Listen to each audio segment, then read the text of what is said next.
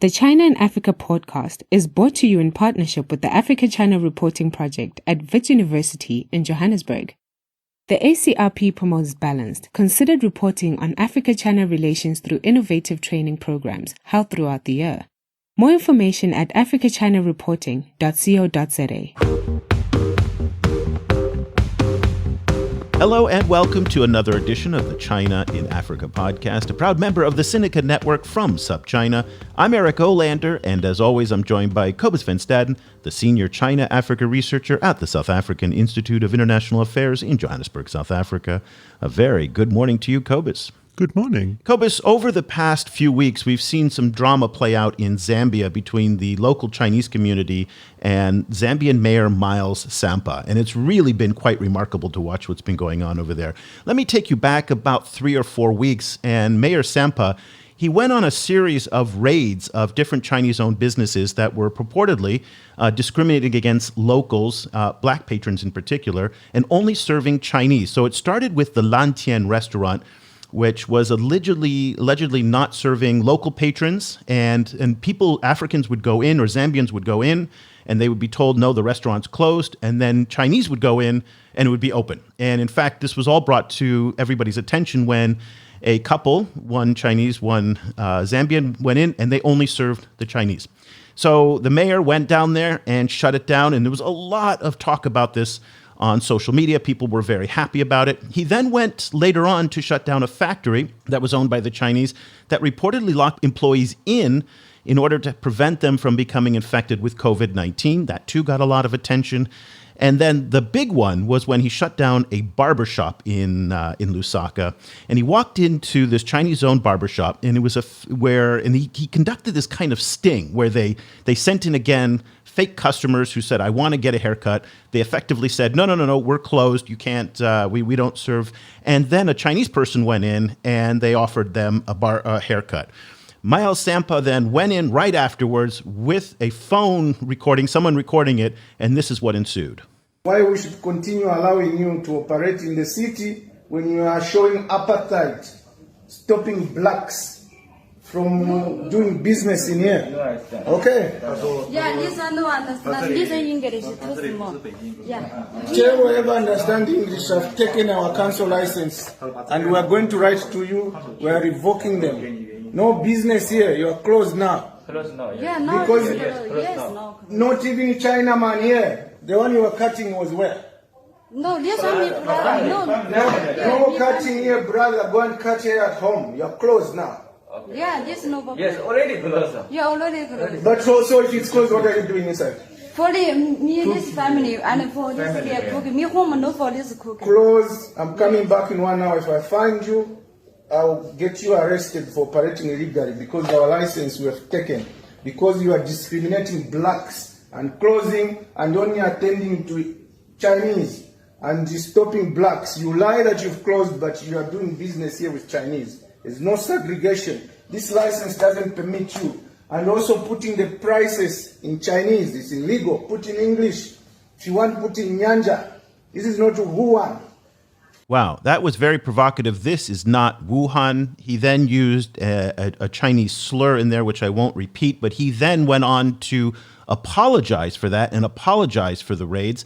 But what it did in social media and in the broader discourse was perpetuate this idea, and again, we're going to find out today if it's actually true, that Chinese in Africa and Chinese communities, despite the fact that we're now going into the second decade of the modern kind of immigration phase, a wave of Chinese in Africa, are not assimilating. And Cobus, it really kind of brings and plays into a narrative that the Chinese are the other in Africa and, again, don't assimilate into the local communities.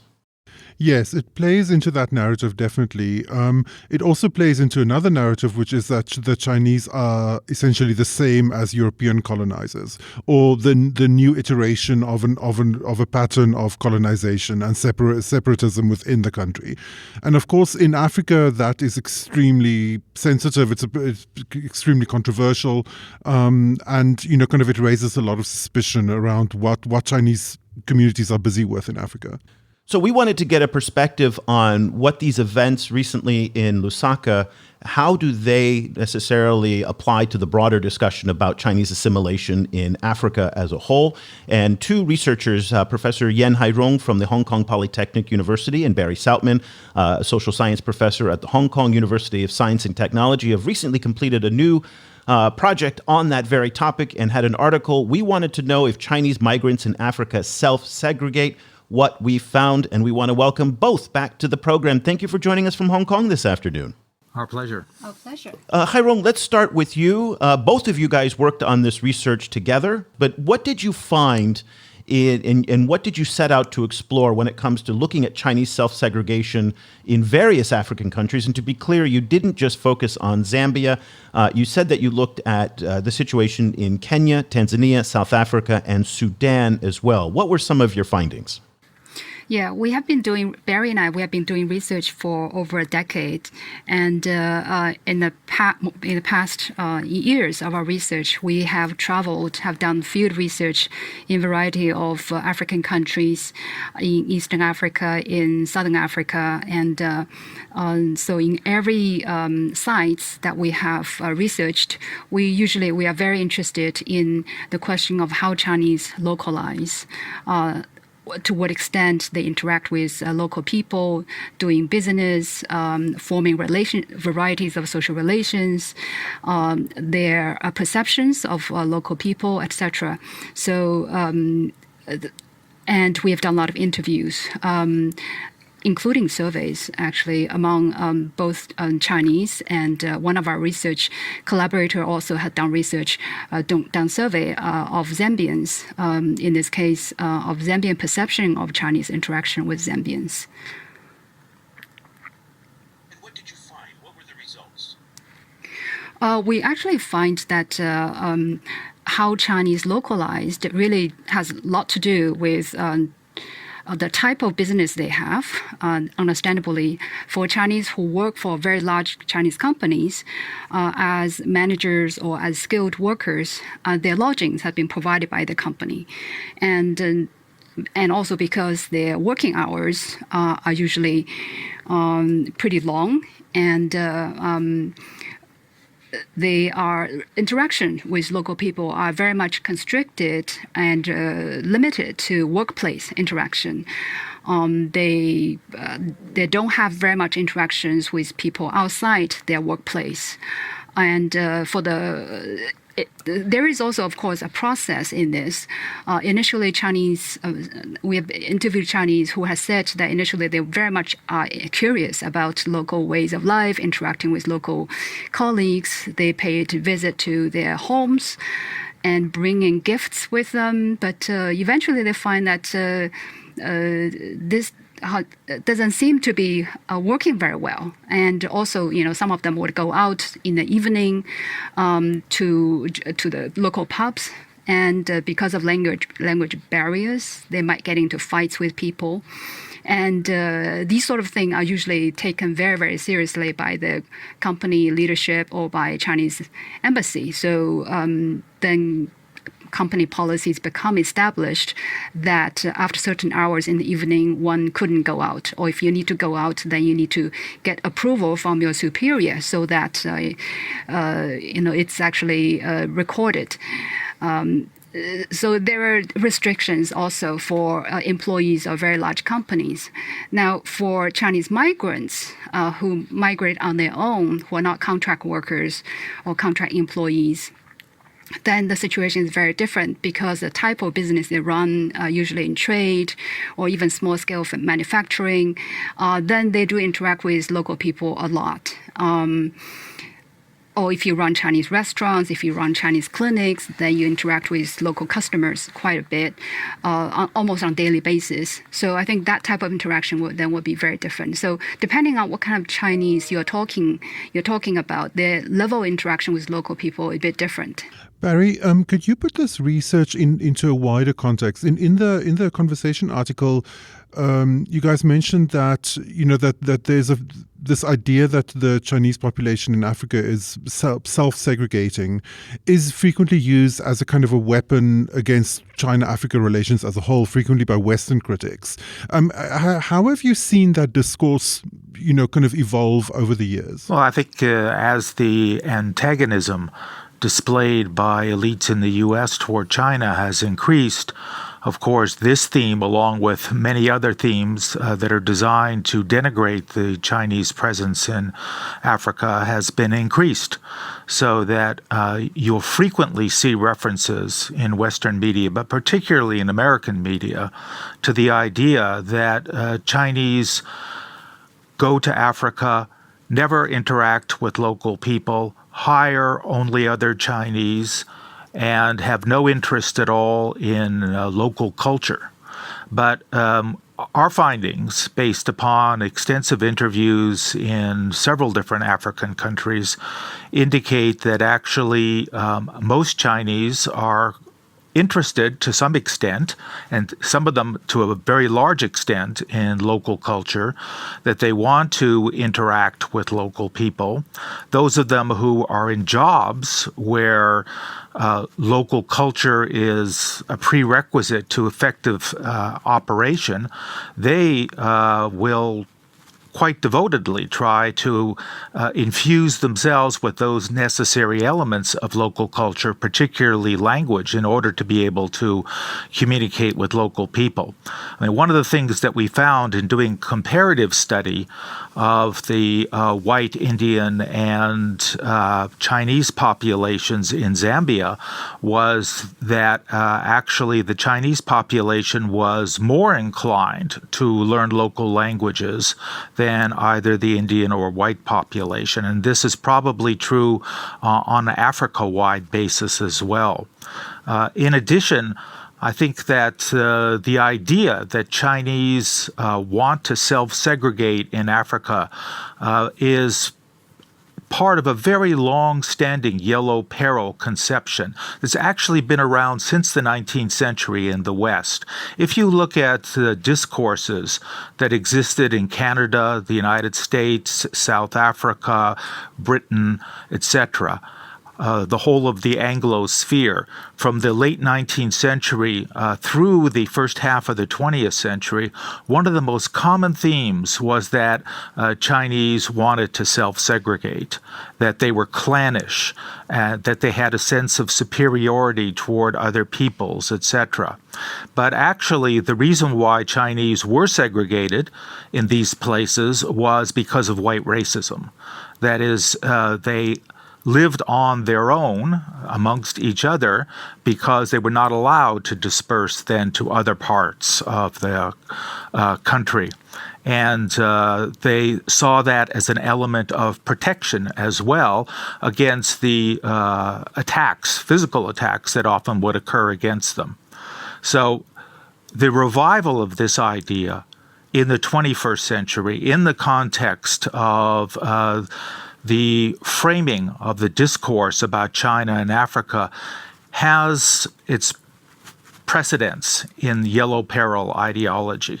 So, Hairong, if that's the case, that what Barry is saying is that it's not, and what your research seems to conclude is that the perceptions and the reality are very different, how do you explain what Miles Sampa was responding to in Lusaka, where there apparently, and again, I wasn't there, so I can't tell for sure, but apparently there are barbershops that have signs only in Chinese and prices only in Chinese. There are restaurants that only want to cater to Chinese.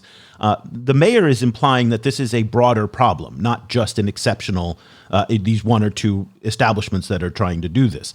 Does that align with your research, or put some context for what we saw in Lusaka and what others, and again, we've seen this problem also in Nairobi and in Lagos as well, so it's not even exceptional. Are those just outliers, or does that represent something that is not necessarily being picked up in your research? In our experience of doing research in Zambia, in Lusaka included, we actually have never experienced this kind of situation. The Chinese restaurants we have visited tend to have, almost every time we went, they had a few Zambian customers as well. In fact, one of the largest Chinese restaurants had, I think would be a quarter of the customers being Zambian sometimes. So the situation that was reported in social media regarding to a Chinese restaurant, I find that to be quite odd. If it did happen, it is exceptional. And as to the barber shop, I think the barbershop thing is it is a niche market. In fact. I think this is the first formal Chinese barbershop that had existed in Lusaka. Previously, Chinese, if they needed a high haircut, they help each other out. There wasn't any formally established barbershop. So this barbershop itself, I think it's not looking to indeed service everybody. And as far as I understand, to cut people different types of hair, you do need different types of skill sets. And I think this Chinese barber shop just doesn't. There are a lot of barbershops that serve local Zambians, and just one, as far as I know, just one that's serving Chinese. So I wouldn't make too big a deal about, there's only one barbershop which only serves Chinese. And most likely the Chinese barber, he doesn't have the skill even to treat local people's hairstyle. So my understanding of the situation is something like that. Well, what I would add is that actually what Miles Sampa, the mayor of Lusaka, did in this instance was something very familiar to us, because in 2014, the uncle of Miles Sampa, Michael Sata, became president of Zambia. And when he became president, he appointed as his Minister of Labor a man named Chishimba Kambwili, who is from the Copperbelt region of Zambia and represented the most extreme of anti-Chinese sentiment within the Patriotic Front, which is the ruling party in Zambia since 2014. One of the things which Kambwili did almost immediately after being appointed Minister of Labor was he did exactly what Miles Sampa did in 2020. That is, he did surprise visits to various Chinese-run enterprises, factory, a medical clinic, a restaurant, and other places. And he did the same thing as was done by Miles Sampa. That is, accused the Chinese owners of doing something which was especially exploitative or discriminatory against local employees. Actually, this caused a pretty big commotion. It caused difficulties in the relationship between China and Zambia, and the result of it all was, in the end, that Kambwili was fired as Minister of Labor. He was moved over to the position of foreign minister, where he did, he didn't last long there either, just a matter of a few months. And then he was finally made the spokesman for the ruling party. And he's still around as a politician. But the point of all of this is that it served the political ambitions of Kambwili well to do this. And he picked out his targets, I think, knowing full well that whatever the practice was there, it was either exceptional or there was really no basis to making the claims that he did at all. But he just went ahead and did it because it was beneficial to him politically. For example, Kambwili went to a clinic where there were quite a number of employees, all of whom were Zambian, and there was one Chinese working there. And really focus all of his attention on attacking this Chinese, knowing well that in the region where he's from, particularly in the Copper Belt, there would be something politically to be gained by doing that.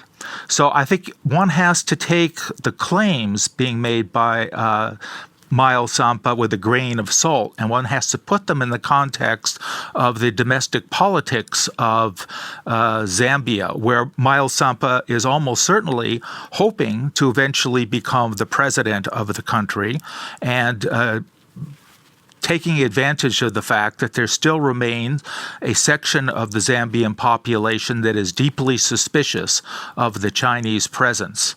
So he is, in a way, taking the same road as Donald Trump takes in playing to his base.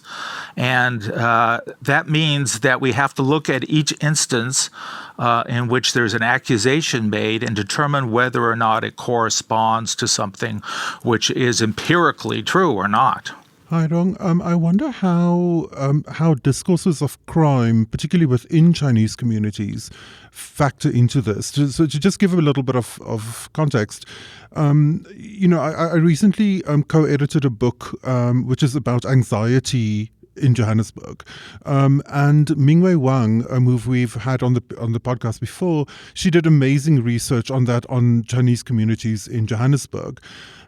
Showing that, that discourses around crime and fears of crime is leading to replications of apartheid, spatial patterns within houses, where there's like racial segregation between black servants and Chinese business owners are kind of replicated, within households, Chinese households in Johannesburg.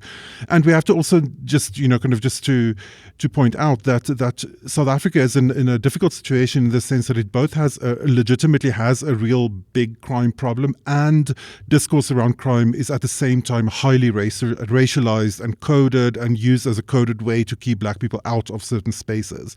So and she showed, if I'm not, I hope I'm not misrepresenting her work, but like she essentially showed that a lot of those kind of discursive patterns were taken over by, both discursive and architectural patterns were taken over by Chinese communities and are now being replicated in a kind of a Chinese version of some of South Africa's like crime-related segregation and paranoia kind of psychoses.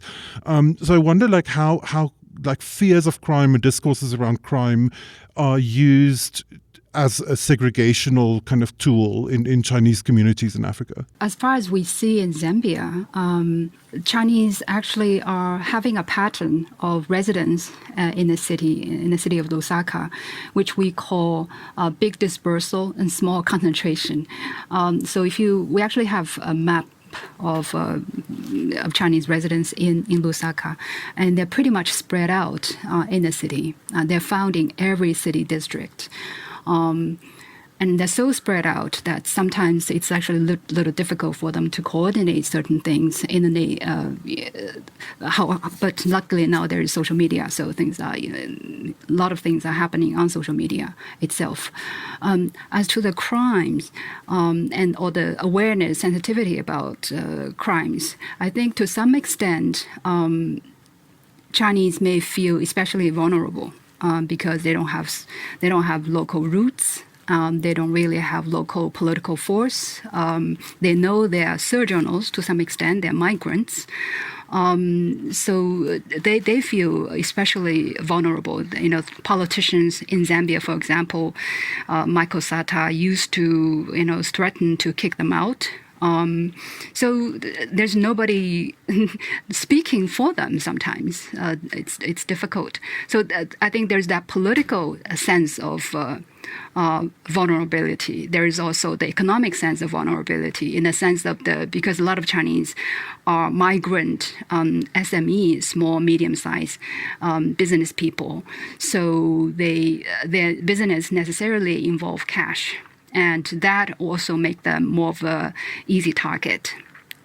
So I think in that sense, they do feel also quite vulnerable. But as far as we know, we have not seen the kinds of racial segregation that may happen in South Africa. Chinese residents are very much spread out in the city, but Chinese have organized themselves in terms of the crime watch online. It's a form of online kind of organization. So that if anybody happens, then people in their district will form kind of social media group, and they'll be alerted, and there are a lot of warnings being sent out around about something happening here, we need rescue, or we need some kind of coordinated efforts, etc. So there is that kind of online mobilization organization, but there isn't any physical spatial segregation as far as we know. Barry, one of the themes that emerged in the wake of the events in Guangzhou, where there were well-documented instances of anti-Black, anti-African, anti-African American discrimination in southern China, and not just in Guangzhou, but in other Chinese cities as well, was this, and this was particularly prominent on African social media, was, well, there are so many Chinese who are now living in Africa that their lives are now going to become more difficult. Did you see, or have you seen, any repercussions among migrant communities in Africa in response to the events of Guangzhou in April? So far, I don't think there's any grave impact from the events in Guangzhou. That is, thus far, there's been a lot of talk about how Africans in Africa will have paid attention to the discrimination that you just described, and that they'll be more hostile toward Chinese as a result. But thus far, there doesn't really appear to be any particular action taken in that regard. Maybe there's an assumption on the part of politicians, though, like Miles Sampa in Zambia, that Africans in Africa are particularly agitated about what went on in Guangzhou. But the authorities in Guangzhou did, I think, first of all, make mistakes by not having a handle on what the landlords of Guangzhou were doing, for example, with regard to African tenants, and not having a handle about how to properly test the African population with regard to the virus.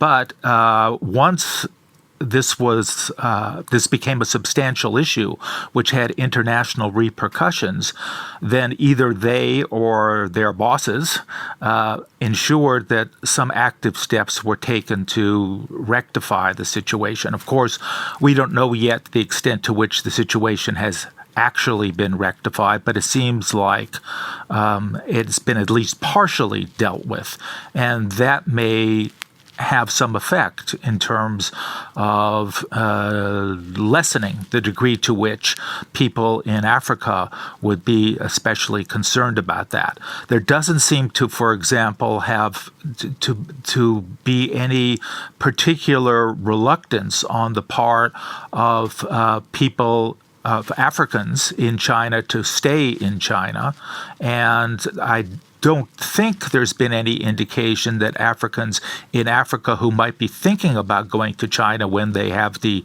opportunity again have been dissuaded from doing so by what occurred in Guangzhou. Hairong, if you look at your long-term research, because you've been engaged with Chinese communities in Africa over a long time, what are the kind of trends you're seeing in relation to integration? Like, are they as a whole, and I know this is a very wide kind of brush question, but as a whole, do they seem to be integrating more, or do they settle at some level of integration and don't really go beyond that? Yeah, that's a very interesting question. I think maybe the characteristics of Chinese presence in Africa is that it's not stable. A bit unlike the earlier Chinese migration to North America or to other places, to Europe perhaps. Chinese in Africa, some of them will stay in Africa for some time, and they migrate also from one African country to another African country, chasing business opportunities, or they might actually go back to China, or maybe go to some other countries or continents. So in that sense, they are not very stable.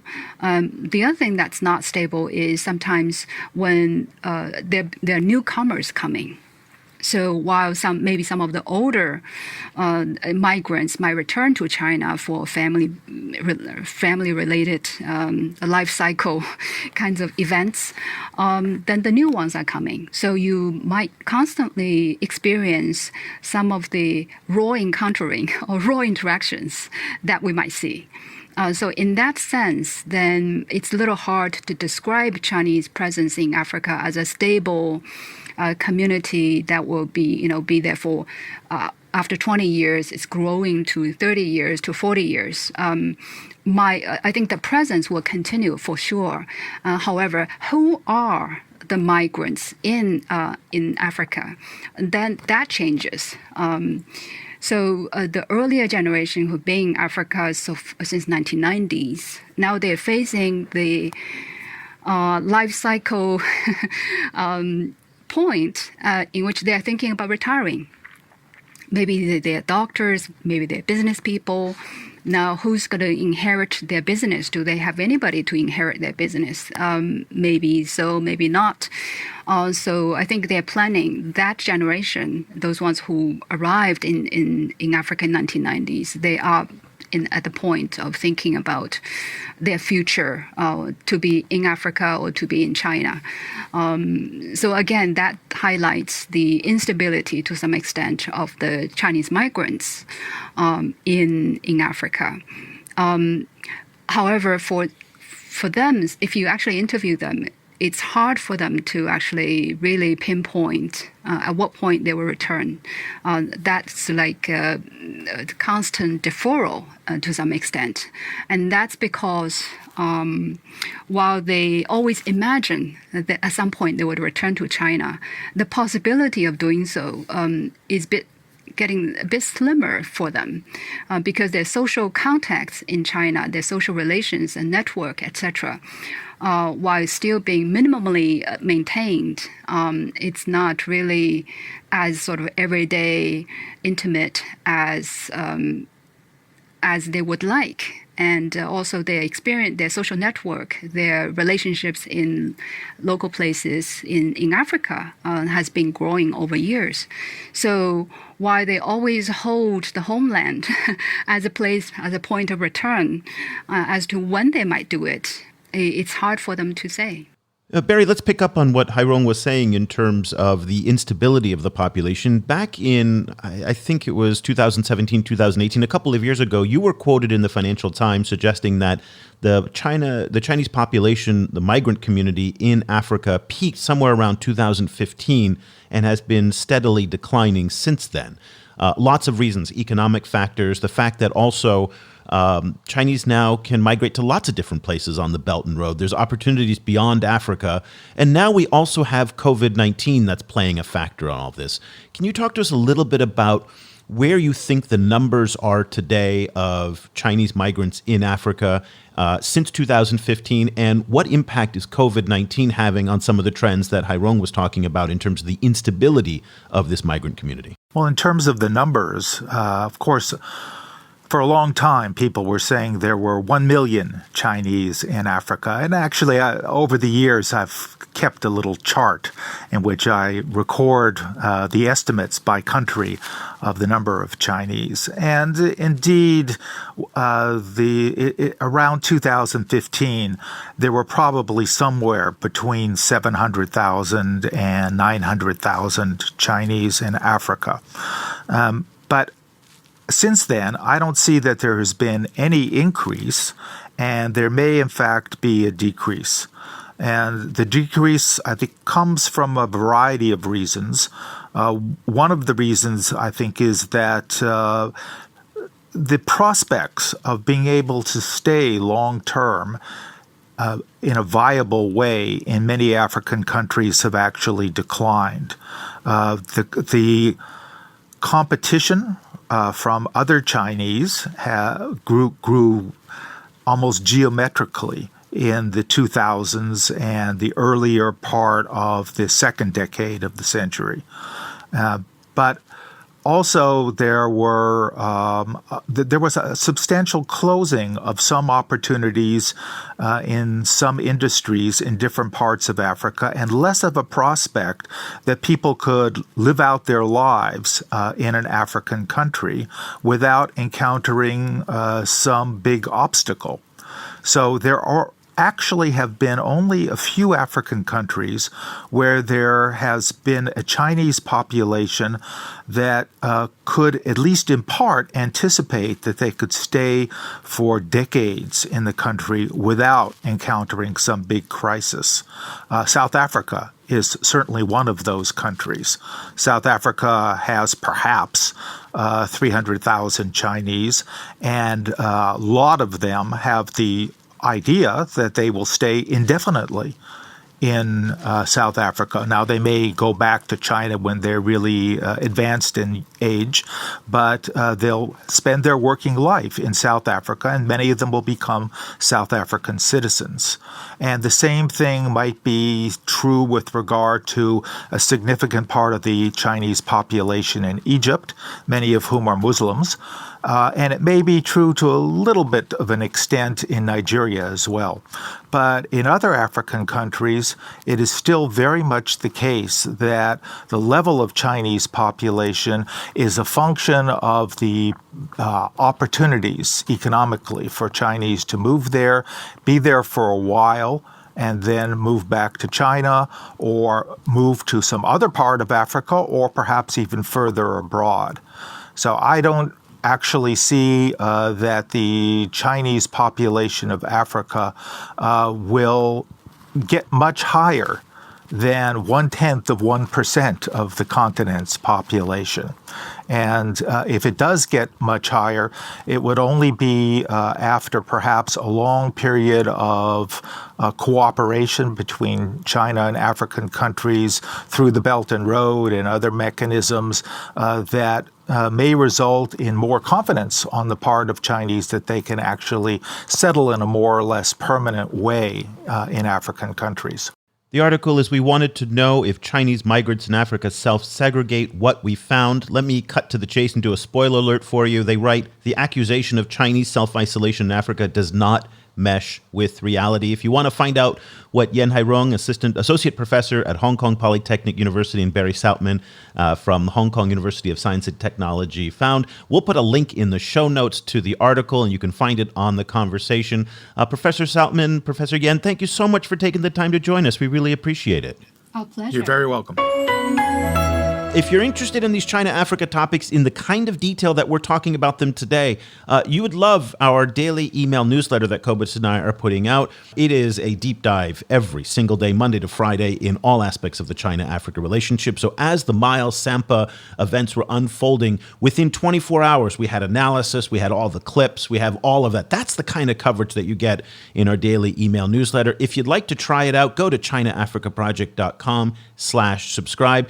And because you're a loyal, dedicated podcast listener and you've made it all the way to the end of the program, enter the promo code podcast when you check out, and we'll give you a really, really big discount. So you can find out how much when you do that. And you can try it out for free for 2 weeks. If you don't like it, just cancel anytime, and that would not be a problem at all.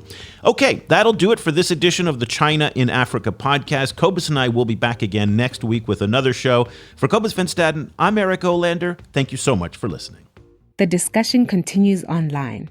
Head over to facebook.com/China Africa Project to share your thoughts on today's show. The guys are also on Twitter, where you can find Cobus at Stadinsky or Eric at E. Olander. And be sure to sign up for the weekly China in Africa email newsletter by going to www.ChinaAfricaProject.com.